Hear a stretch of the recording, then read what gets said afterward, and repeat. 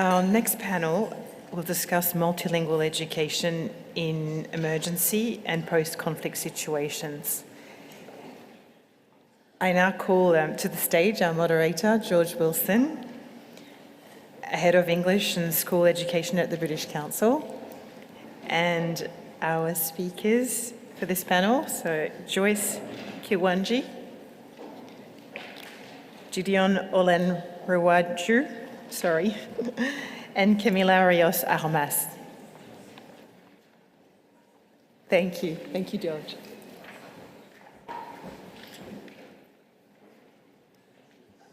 Great. And Joyce. So, hello everybody, and welcome to this panel. I'm delighted to be here today in Paris, and I'm delighted as well to be joined by our three guests. This panel will look at how multilingualism and mother language-based education can address linguistic barriers in emergency and post-conflict contexts, supporting equitable access to education and fostering resilience in crisis-affected communities.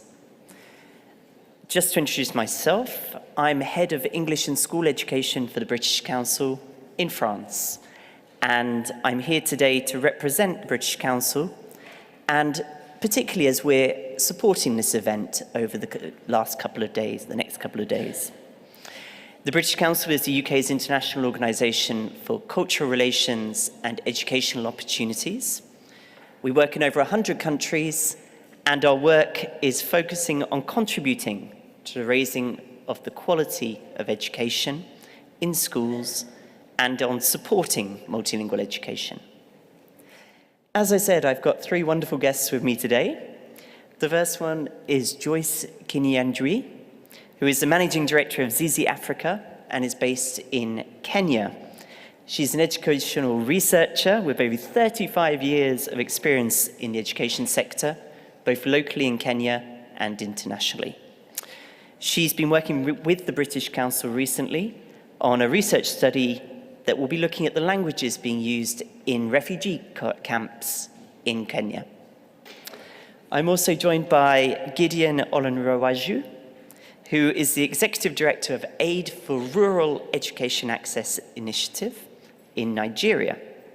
It's a non-profit organisation enhancing multilingual skills for refugees and out-of-school learners, and using assistive technologies to make that process happen. He's leading teams across 4 countries in Africa, and his work has impacted over 2.5 million users. And last but not least, I'm joined by Camila Rios Armas, who is the founder and chief executive of UNIR, an NGO working in France, in Paris, welcoming refugees and migrants who have had to leave their country and find refuge here in Paris. Her work bridges humanitarian action and literature and advocates for a more inclusive society. Please join me in giving them a round of applause.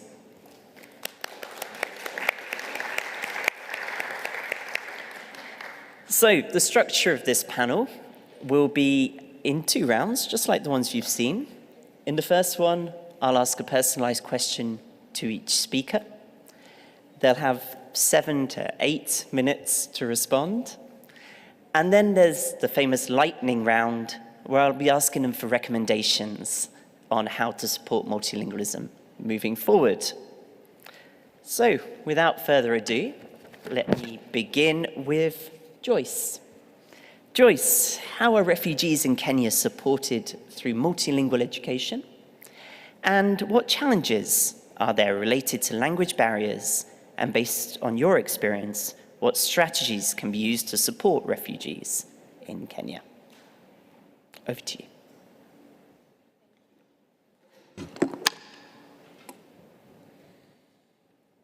Thank you very much for having me here. And I'll talk about the refugee situation in Kenya. We have 2 big camps, one in a place called Dadaab, the other one in a place called Kakuma. in Kalobeye, the government is trying to integrate the refugees. So just a bit of background about the refugee situation in Kenya, and that will help us understand the issues about language. So the two camps were established in 1991, and the refugees in Kenya are from 23 different countries, and they speak 16 different languages. This is in addition to Kenya, where we have 45 languages, and if you count the dialects, are 75. So you can see the number of languages in just that small country. Now, when you look at the population, the school-going age is almost 40%, but the out-of-school children are more than 50%, with language being one of the barriers, because some of them come from a country where they learn in Arabic, they speak Arabic, or French, or other languages that in Kenya we don't speak. Now, as I've said, over 50% are not in school because of language barriers. But in the next slide, we want to look at the context. When refugees arrive in a country, one of the things they need is safety. They need to integrate. Remember, they came with their different mother tongue that we don't speak in our country. So the first thing they need is a language just to communicate with the host communities. That's the first thing. They need to express themselves. They need to be secure. In Kenya, we have 3 languages.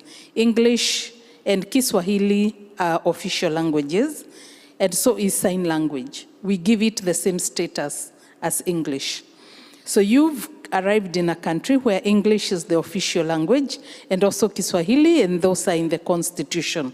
You've come with a dialect that we don't speak, but you need to communicate. They seek for employability. They need improved livelihoods. They need a means to survive. And also to integrate with Kenya population. Remember, they've been there since 1991. So as I've listened through the issues of mother tongue, or do we want to talk about first language? In different contexts, is mother tongue still the language that should be promoted, especially among the refugee setting? And then, of course, cultural exchange and mobility within the country and academic achievement. And many of them wish to relocate to a third country. Now, having said that, having understood why multilingualism is important for them because of resilience, access to school, in Kenya, our language in education policy is that children should learn in the language of the catchment area. For us, we don't use mother tongue because more and more people are they are integrating societies. Hardly do you find homogeneous communities. So when you're in such a place, we talk about language of the catchment area. And the way schools sort of decide which will be their language, and this to us is the language of play. Children have a way of picking a language, and they'll agree among themselves which language, or they can use more than one. So in such a policy, that leads me to the next slide. How is the government supporting the multilingualism in Kenya? First of all, we do have teacher training. And the teacher training, one of the things we've been recommending is they learn how to teach English as a second language. So most of us, including myself, English is actually my third language. I first spoke my mother tongue for many years, went immediately, the age of play, I learned Kiswahili. So when I arrive in school, I am fluent in 2 languages. So English becomes my third. And for others, it could be the 4th or the 5th. And then also implementing the language in education policy. But this has a challenge. When you try to implement in a refugee setting, it becomes challenging. So the government has opted for Kiswahili. And actually the policy is that in such a setting, they speak Kiswahili, and then from grade 4, the language of instruction is English, and we write our exams in English. And then provision of language resources. So they are being supported by many NGOs, and the government also is doing a lot. So in our constitution, any child, whether a refugee or a resident, has a right to 12 years of basic education. So for us, the right is the same. We don't marginalize refugees. They have access to our curriculum. You know, teachers are posted to their schools and paid for by the government. So the government is also doing a lot, and then involving the community so that, remember, their language is that for resilience and also for access. And then language schools, they prop up all the time. There are many. They are not regulated, and they are not run in professional manners. But these are some of the things that, that is being used to support multilingualism in Kenya. So just as I conclude that set of questions, is that among the refugees, the first and the most important thing is resilience, communication. So the issues of their mother tongue, because we don't speak it, within refugee setting it becomes different. And then remember, our policy is that of encampment. So it means they're in a place together with 16 languages, and our teachers don't speak the language. So we promote Kiswahili and English, and that is what we describe as a multilingual education for us.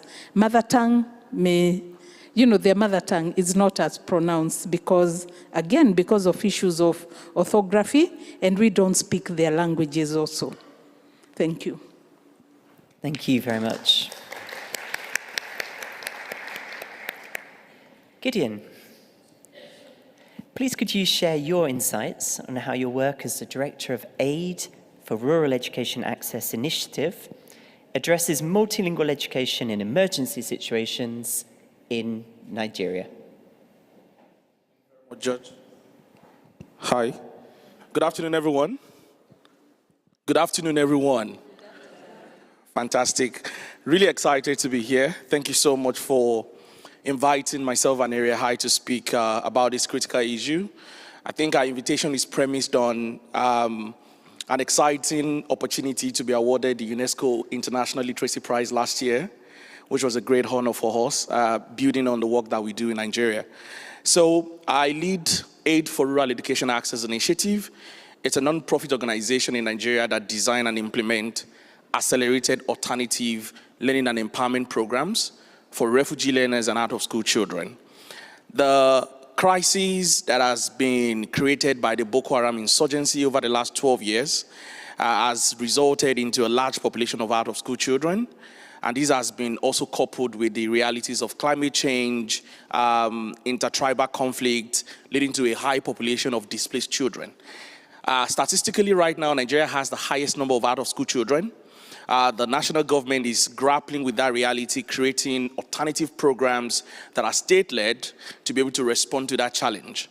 But that situation is not really working well from the end of the government, and that is why organizations like myself are designing programs at the community levels to ensure that we can respond to that reality. However, one critical challenge in that design process and trying to respond is the need to put language at the center of the design of those programs. And why is this important? In almost all border towns that houses refugee hosting communities and internally displaced persons camps in Nigeria, they share border with so many French-speaking neighboring countries, ranging from Niger, Chad, Cameroon, which are French-speaking. On the other side, Nigeria is a linguistically diverse country. We speak 350 languages. The only ones you know about are the three major languages, which is Yoruba, Hausa, and Igbo, and I'm Yoruba. So what makes the situation complex for organizations responding, even with innovation, is that you have so many languages to put into consideration in the design of that program. And that is where we stepped in as a youth-led innovative organization by designing a program called Fast Track. So what is Fast Track? So Fast Track is a technology-driven accelerated foundational skills development program that has 3 interesting components. 3. The first one is the bilingual model of language instruction. Having understood and realized that language is key in ensuring learning continuity or access to education for those who are displaced and are out of school, we decided to ensure that we can leverage the language that these children are born with and are familiar with in facilitating knowledge development or second language acquisition. The second thing is something called the teaching at the right level methodology. And for researchers or educationists here, you would know about the Pratham Foundation in India, who came up with the idea that to support children to learn better, you need to teach them at the right level, which means at their learning ability or capability and not according to age. And the very last component is something interesting, and George will forgive me because I forgot it at home. So we have an indigenous tool that we developed. So imagine an offline electronic pen that when you put it on paper, on early literate material, it translates the content of that material from one language into another. It's called the Mavis Talking Pen. I was supposed to bring that and show that to us. Well, I was grappling to get my visa yesterday as at 2 p.m., so forgive me. So we have encoded the Mavis Talking Books and Pen with local languages that ensures that you can it translates the content of a material from either English to Hausa or from Hausa to English or for 3 other major languages. And it's interesting because last year, we got into the finals of the WISE Prize for Education, and that support is enabling us to expand the use of that technology from Nigeria to DRC Congo and Uganda, ensuring that the solution can also work with French and Swahili. The vision is clear for us to support out-of-school children in Nigeria, as well as in many countries in Africa that has a booming an increasing out-of-school population, particularly in refugee hosting context. There's a need for us to leverage language, not as a barrier, but as a tool in itself. And our success stories to share from that. So far, our solution in Nigeria alone has reached more than 1.5 million children, and in other neighboring countries, an additional 1 million children. But the secret to facilitating that is not far-fetched. We have always emphasized that for us to scale, there needs to be government adoption. I know we are not at recommendations yet, but I want to highlight the importance of government partnership as a key ingredient in the secret of what we have done, over the last few years. While we could reach hundreds, thousands with the power of technology, our partnership with the government has enabled us to reach even more, greater population of beneficiaries. And it shows that when you have, crises like what we've seen in Nigeria with insurgency or climate-induced crises, and it leads to, educational access, challenges, there are ways that the government can partner with non-profit organizations that have demonstrated the ingenuity, the innovation, and the readiness to be able to create solutions that work. And that is what we are building on right now to ensure we can support children in doing that. But in facilitating knowledge development, we've seen that there is a need to complement that with other skills development within that context. Because we've worked with older children or older beneficiaries that beyond the acquisition of skills for re-enrollment into formal education, for example, we have a 16-year-old girl who is already a mother of 3. By virtue of her circumstance, she can't be re-enrolled back into primary education. So that creates a pathway that we have 2 sets of beneficiaries through our programs that supports language development. Some of them acquire the linguistic competencies to get back into formal education, while some of them get the opportunity to pursue entrepreneurial ambition. And that is very powerful as well. Language does not only facilitate lifelong learning opportunities, it also gives that chance for you to be able to go on to do, self-reliant, processes like creating businesses or even partnering with bigger institutions for you to pursue your passion. And that is what we do in Nigeria, leveraging on technology, innovation, and collaboration to advance multilingual education. Thank you.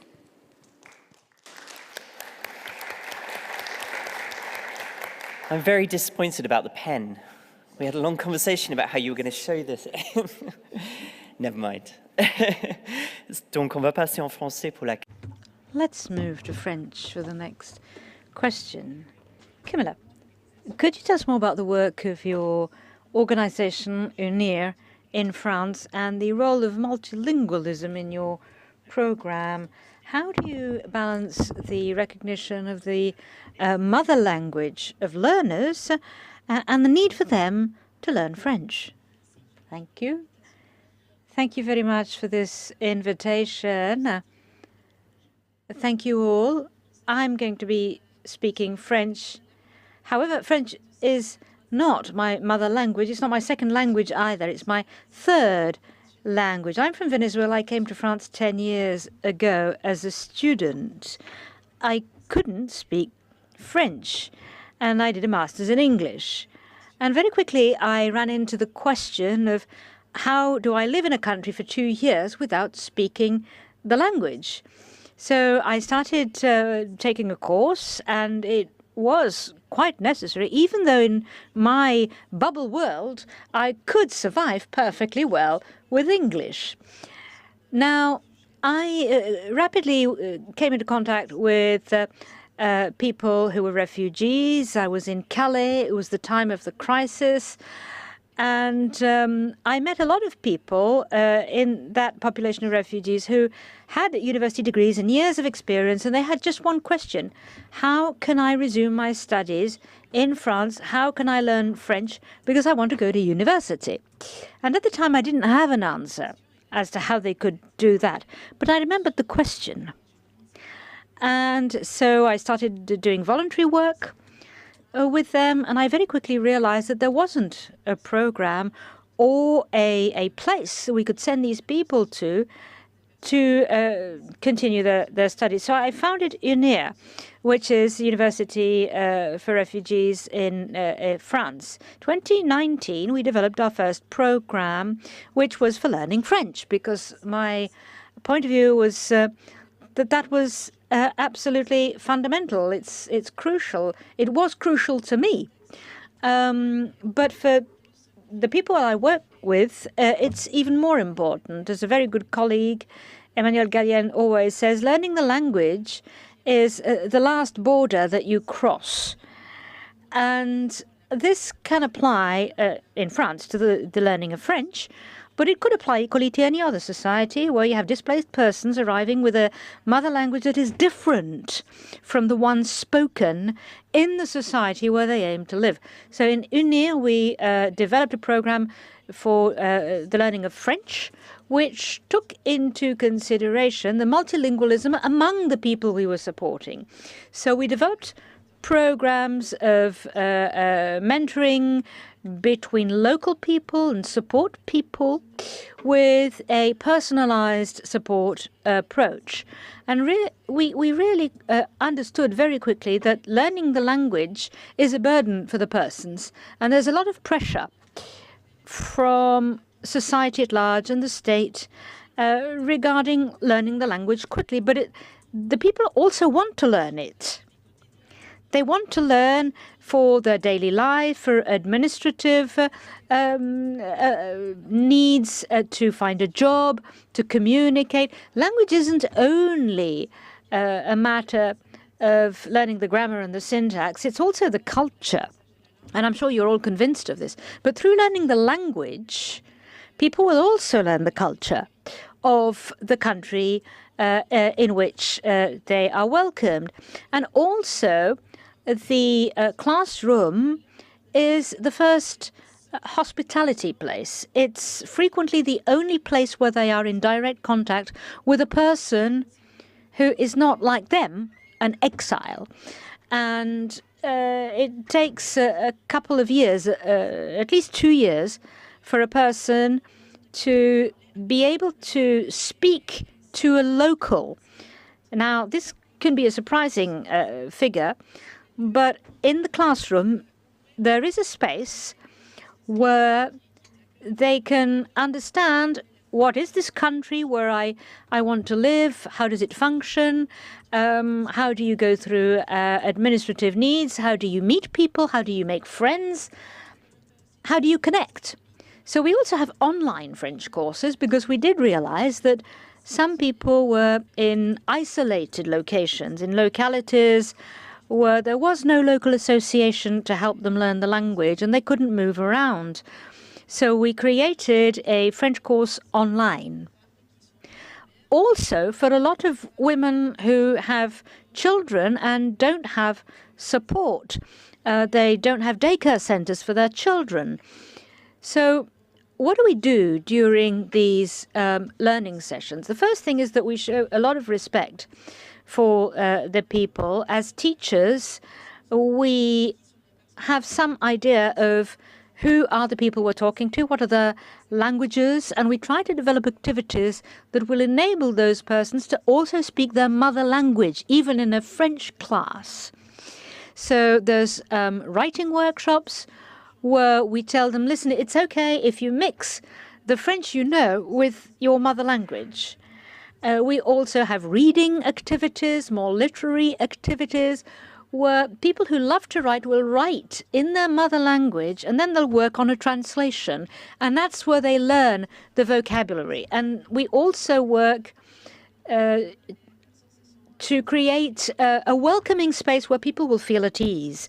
And we've noted that the more people feel that they are in an environment of trust to speak the language of the country, whether French or elsewhere, the more they also feel proud of their mother language.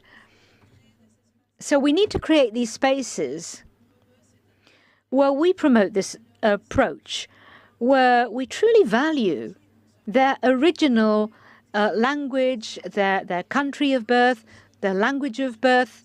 It's also an inclusive approach. It's not just multilingual. We try to bring on in our teams people who speak the most common languages spoken, even though we all have a common language, in this case French, and we promote communication in French in our association. But when you arrive in a group and people say hello in their own language, even though the aim is for them to learn French. So if you add all of this together, I think that the main point here is that we try to put the human being at the heart of our development program. So I'm talking for an association. It's an association that tries to be a link. But this should be covered actually 100% by the state, because it's learning the language, which is a prerequisite for integration into the country. So we are aware that the associations and movements are trying to bridge the gap, because there is this need, and the state does recognize that this exists, because we do have funding for learning the language, and we try to ensure that this language learning is a good experience that feels free, that is not a political instrument for integration purposes, which is another matter. Language can be used to simply create connections, to discover the country that you've arrived in without this becoming just an instrument to get your residence permit. So we've had people who've been attending our courses in French, and we have, of course, the teacher who's done a lot of work. And I think that the baseline of what we hear is we are no longer afraid to talk, and that's what we're really aiming for. Merci beaucoup, c'était super intéressant. Thank you, that was very interesting. Passer en anglais. We'll go back to English. So well done, Camilla, for doing that. Not in your first language, not in your second, but in your third. Thank you. We're going to move on to the lightning round now. So I'm going to ask you each for 2 recommendations to support multilingual practices. In your opinion, what are the 2 most urgent actions to take forward in the coming years to promote multilingualism, and specifically in the context of emergency and post-conflict situations? Let's start in reverse order. So back to you, Camilla.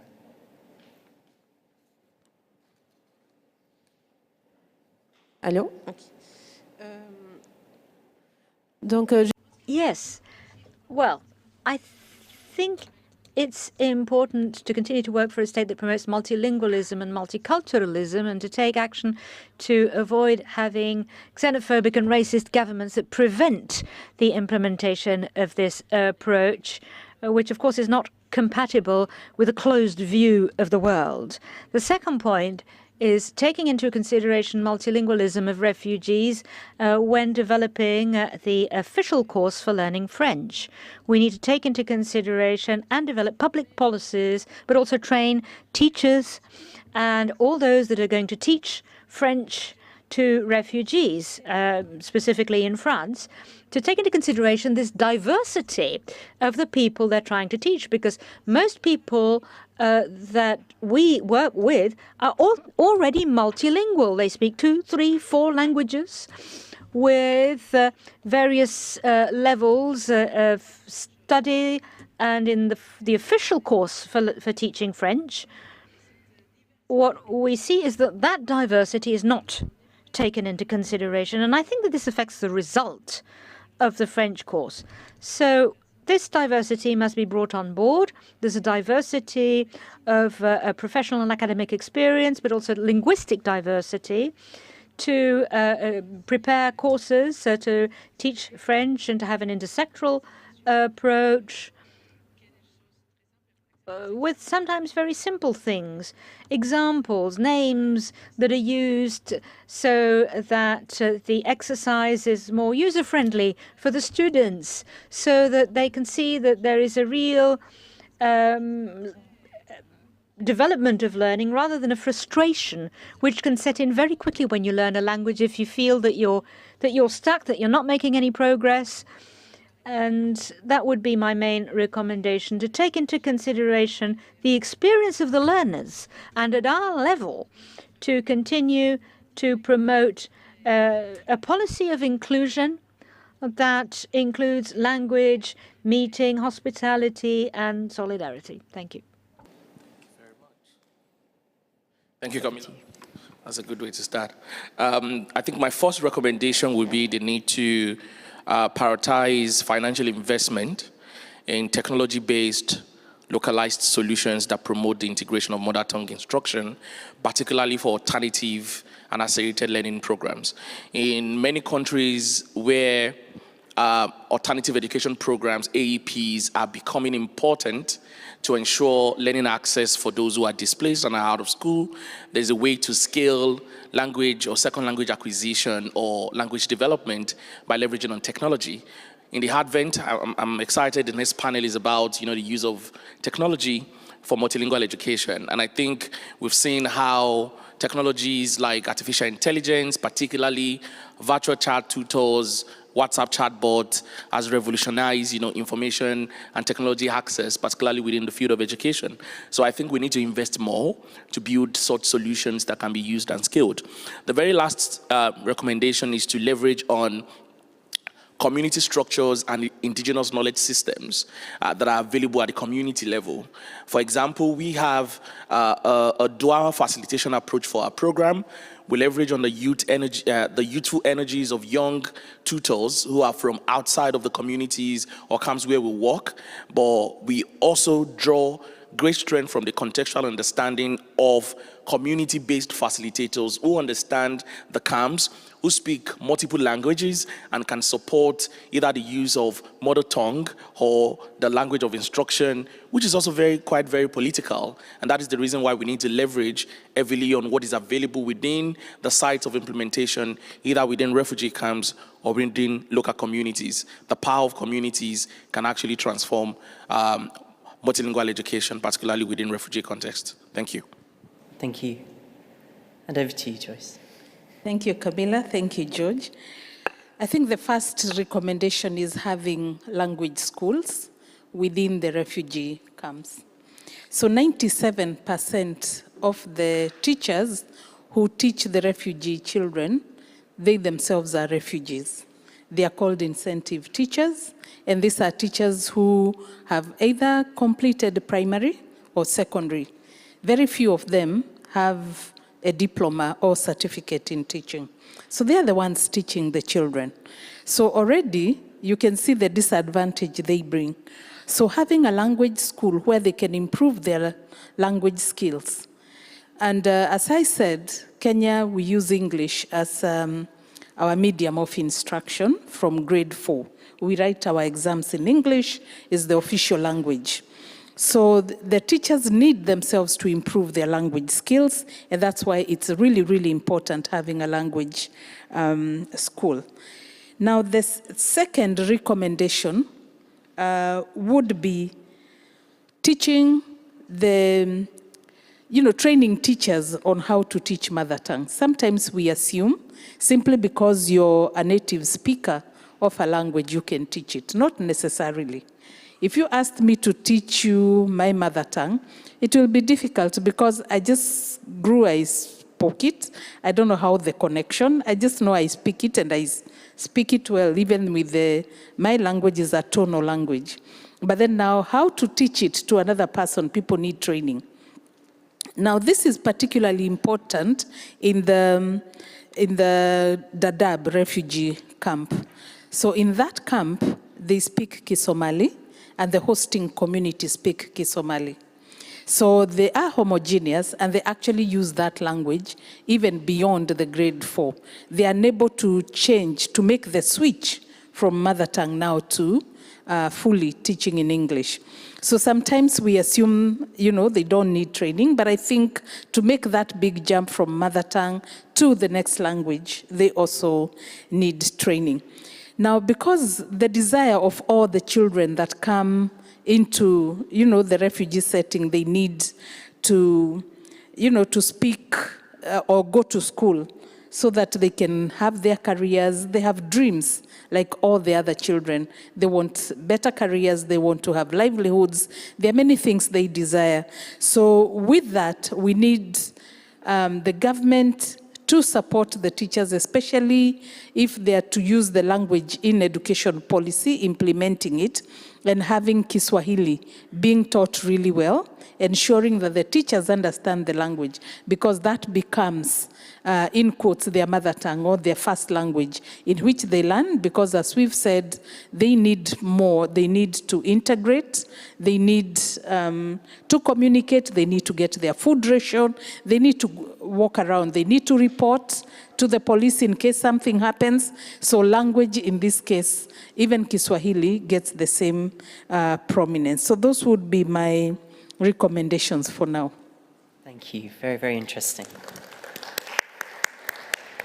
So, I'd like to open the floor up to you. Do you have any questions for our panelists? Please remember that they're questions, and do tell us who the question is for.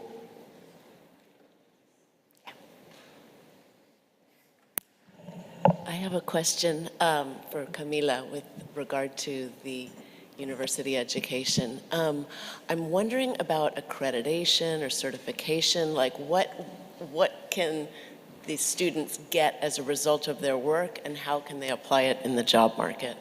Yeah, thank you. Hello? Okay. Merci. Merci pour la question. Thank you, and thank you for that question. I didn't have time to cover this, so that's great. I didn't have time to talk in my presentation. Well, the people get diplomas. It depends on the profession or the craft. They may get an equivalent of a diploma, which will allow them to continue their studies and then enter the job market. There are very good examples of multilingual focal points with mediation and translation. It's a body which helps. And these people are trained to become interpreters or cultural mediators when it comes to associations helping exiled people. So they can also exercise their mother tongue. And some people develop this as a passion, which they were unaware of. It does depend on the professions, which are strictly regulated in France. And it may be difficult to go straight into the job market. But there are other professions where you have vocational training, for example, or upskilling. There are universities which develop a sort of bridgehead for learning French, and then those people can either continue their studies or get a job. It depends. And as I said, there are a lot of people who have many different languages of origin, which can also help in getting jobs. And there are some people who may want to learn English, for example. We've been with the British Council for 8 years now, and those people that we support also learn English, which gives them a plus on their CV, which may already be quite detailed. Other questions? I have a question for Camila also about these refugees that study in the university. Do they get a chance to pursue their degree programs in the languages of their choice and preferences, or they are helped transition into the dominant language only? Yeah, no, malheureusement. Well, unfortunately in France, higher education, public higher education, is the predominant form. There are some exceptions. There are some small curricula in English, but it's all in French, basically. And that is why learning the language becomes essential if you want to get a study grant, for example. So the lessons are in French. And then the teachers may want to help out with exiles who can't speak very good French. So you have mentorship or tutoring programs or buddy programs where you have a French student partnered with an exile student. So there's good practice of that kind. But the dominant language in higher education remains French. And that's why we support them in getting through the language proficiency exams so that they reach the standard required to get into certain universities. Thank you. Other questions?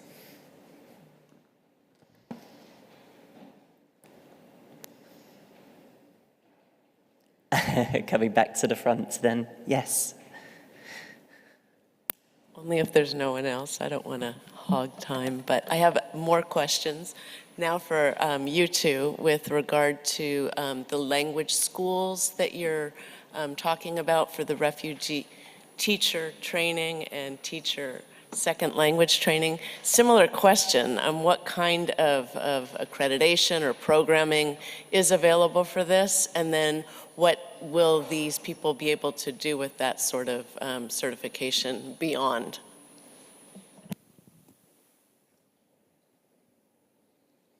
Okay, the kind of language school we are talking about is, I guess, very similar to Camila, where the refugees come and are able to make that bridge to be able to learn English and Kiswahili. Some of them come when they are over age, and sometimes we place them in the wrong class, in a lower class, simply because they don't understand the language of instruction. But they've covered that content in their country. So if we had a proper language school where they were able to get proficiency, it means this young person who's just come into the country with French or Arabic would maybe 6 months, I don't know how long it takes, and then they would now bridge and go to a regular school, as opposed to placing them 3 classes behind. So those language schools will need to be regulated by the government and the content approved by the government, the level of proficiency needed for different levels of school. And the same would apply with the teachers, because some of them come to the country, they are refugee teachers. Already they have diplomas in their schools.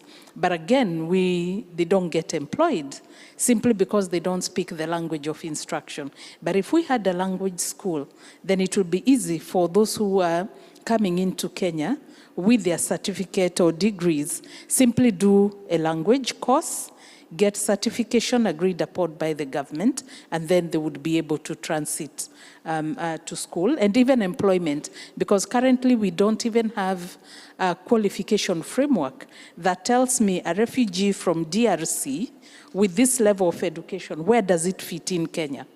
So probably if we just did a language test, or there was a way of interpreting what they've done in their country, they would come in as professionals and continue with their lives, especially now that Kenya, we've changed the policy of encampment, and now we are moving towards, in the next 2 years or so, we'll not be having camps unless for the very vulnerable or the new arrivals that come, but for the others, they'll be allowed to integrate with the rest of the, Kenyans. Yeah. Thank you. I think I'm just going to build on that and speak extensively on professionalization for the teachers. That's one of the major things we are fighting for, quote and unquote, right now in Nigeria. Just like she said, there's no qualification frameworks for how do we certify the teachers, right? So most of them are voluntary teachers. They are either refugee teachers or teachers of refugees. So that is how we classify them. Nigeria right now do not recognize even institutions like us that runs alternative education provision, which is a huge problem. Now, so at the point of even partnering, it takes your extensive and age-long reputation of being an organization that have partnered with global institutions or partners that gives them room to partner with you. Most recently, they created something called the School Alternate Program, trying to cater for educational provision for out-of-school children. And the belief is that as that is happening, there's an understanding that there's a need to create a special kind of program for teachers who also function within those kind of learning environments. And there's a need for them to be certified in that same understanding, either in their proficiency as being para-teachers, because they are not professionally qualified or trained to be teachers. That's even the concern of the government, because we have professional schools for teachers in Nigeria. It's called the National Certificate for Education. But because they understand the language of instruction, they know the mother tongue, it is easier for them to function within the premise of the program that we are running. So I believe it's one of those advocacy movements that we're trying to build right now to ensure that teachers who function within those environments can be certified. As I round up, one thing that we provide for them is to create opportunities for them to develop themselves professionally, leveraging on massive open online courses. So many of them right now have lots of online certificates that they've earned as a function of being part of our program.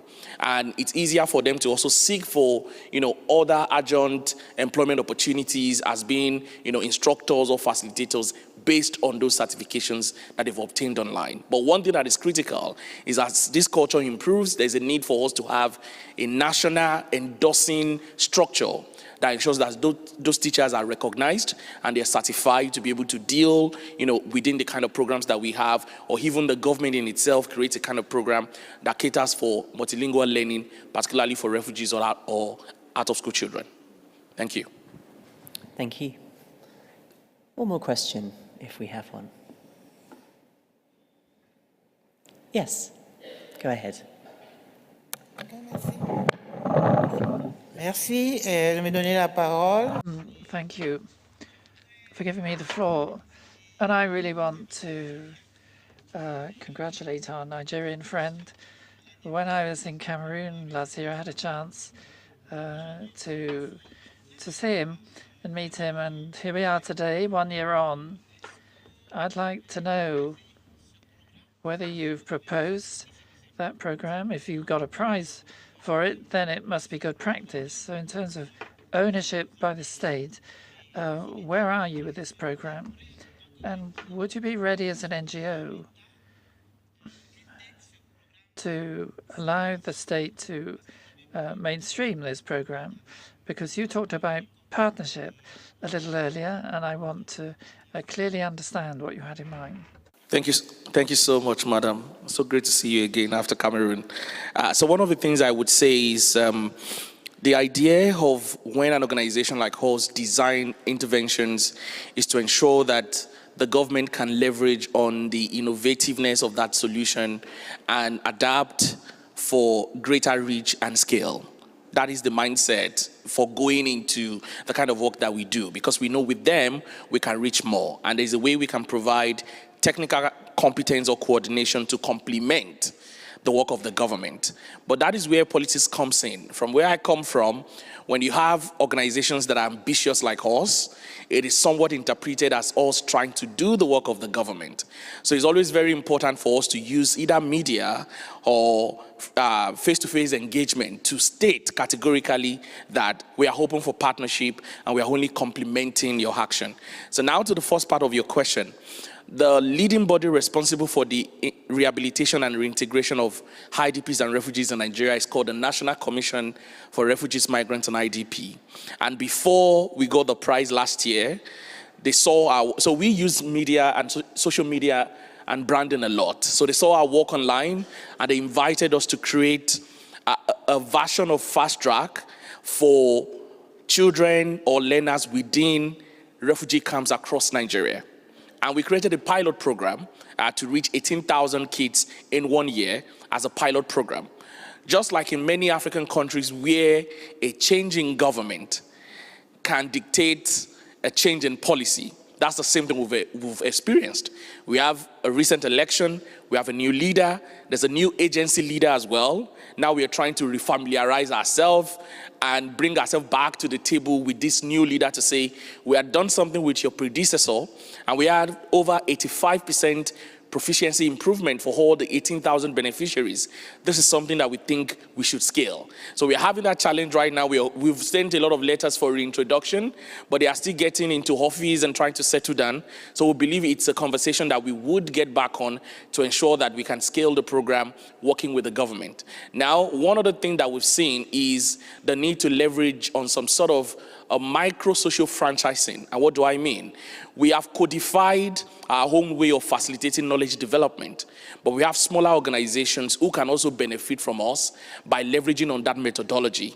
So recently we created a program. We've recruited 10 organizations from 10 states in Nigeria with the highest influx of refugees and low rates of literacy and numeracy as well. And we're trying to train them on how to facilitate Fast Track the way we are doing it.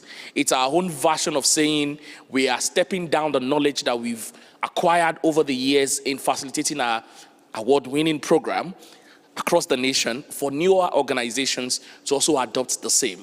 And we're doing the same thing now across border, extending the same innovation into DRC Congo and Uganda. And I'm believing with time, we'll have more governments adopting on a larger scale to ensure that we can spread, the success and reach of the program. Thank you very much. Okay, well, thank you for joining our panel today. Our panel's been looking at multilingual education in post-conflict and emergency situations. And we've had a kind of window into a range of situations in Kenya, Nigeria, and France. And I think it's been really interesting to see that there's a common recognition that the mother tongue has a vital role to play in education, whether that the work has been focusing on studying and understanding the complex language ecosystems in camps in Kenya, looking at the role of identity and the way that the mother tongue can be used as a scaffolding tool in France, or indeed emphasizing the importance of innovation in your context in Nigeria. So I hope you found the presentations as interesting as I have. Thank you for joining us, and please give our panelists a huge round of applause. Thank you.